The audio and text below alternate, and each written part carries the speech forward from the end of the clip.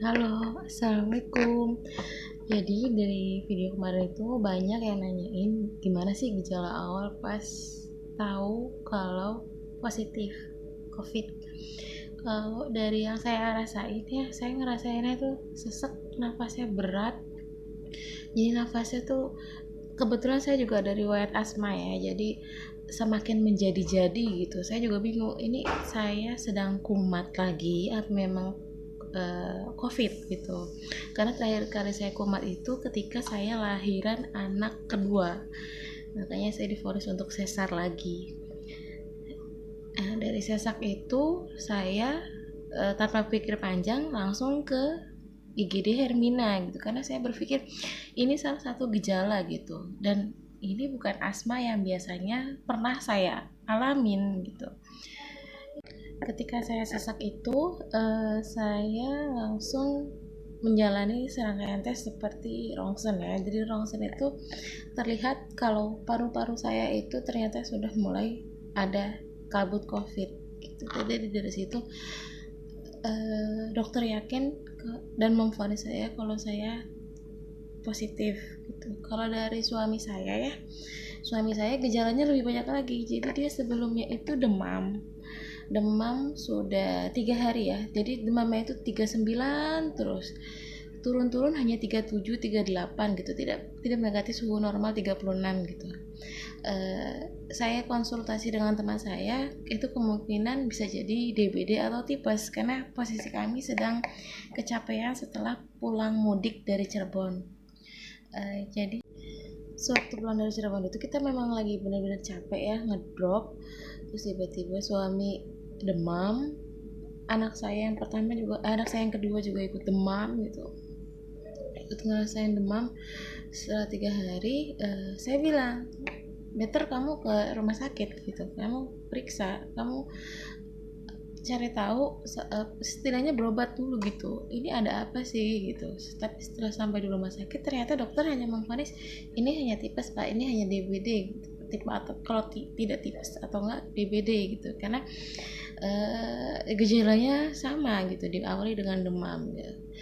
Setelah besokannya langsung dapat kabar kalau dari kantor suami banyak yang positif. Dari situ saya langsung mendaftarkan suami saya untuk swab di rumah sakit Levo Cikarang gitu. Jadi dari setelah pulang swab itu keadaan suami saya semakin parah karena tidak bisa mencium bau, badan linu-linu, pegel, capek, tapi dipijit juga udah nggak mempan gitu, sakit semua badannya, terus merasakan keyengan gitu, pusing, jadi dia nggak kuat untuk menopang badannya sendiri gitu, dia nggak kuat. Sampai akhirnya ketika hasil swab keluar itu suami saya langsung sesek gitu. Jadi suami saya masuk ke happy hipoksia ya, jadi dimana happy hipoksia itu dia serangan sesak mendadak. Jadi ketika suami saya sesak itu dan mendapatkan hasil positif itu, saya langsung bilang, kamu mendingan ke rumah sakit gitu, karena kamu sudah ada gejala dan tidak bisa isolasi di wisma gitu, isolasi mandiri, karena kamu sudah ada gejala dan perlu perawatan medis gitu.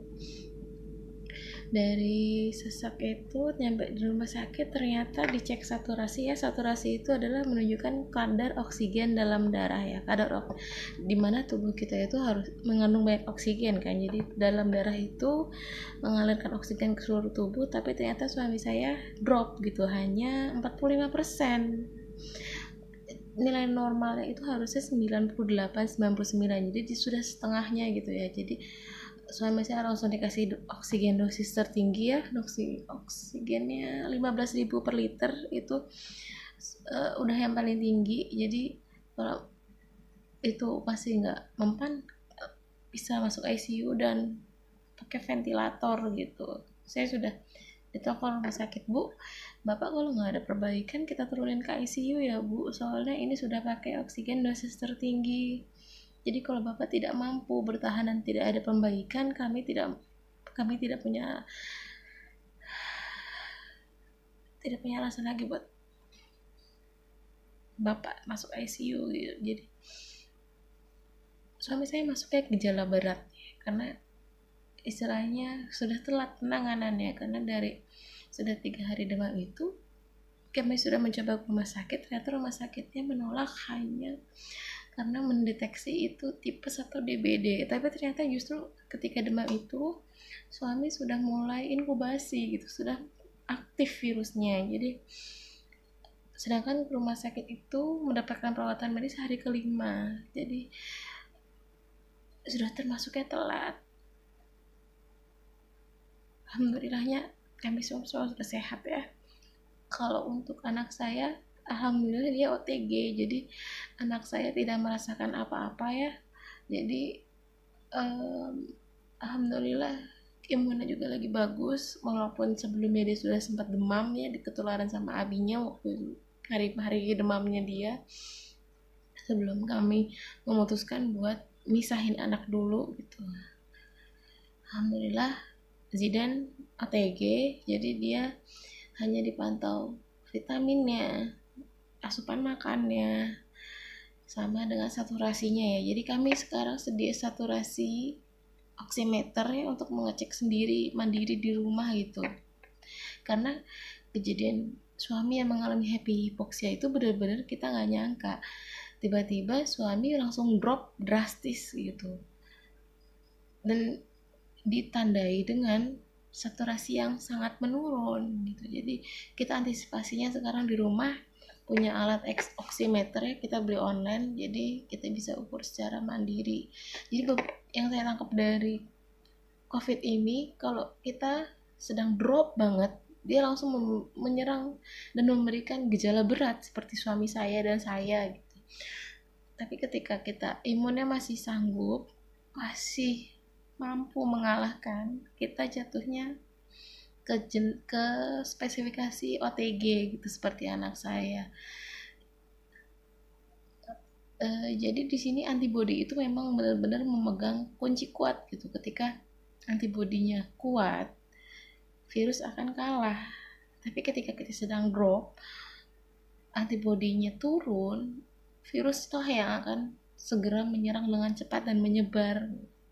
Benar-benar nggak disangka kejadian kemarin, karena dalam waktu 1x24 jam suami sedang kritis, dan itu bikin saya udah hampir gila karena suami saya sedang kritis, saya juga sedang dirawat juga kan, dan anak saya juga sedang positif juga. Jadi benar-benar pikirannya kacau, pikirannya kebagi-bagi. Tapi itu saya juga harus kuat, saya harus menguatkan diri buat biar saya bisa mensupport mereka gitu. Alhamdulillah semuanya sudah sehat, sudah normal ya, sudah kembali berkumpul di rumah lagi sama anak-anak juga. Semoga udah gak kejadian lagi yang seperti ini. Bener-bener ujian ya, Allahu Akbar banget. Segitu aja yang saya bisa bagiin. Terima kasih. Assalamualaikum.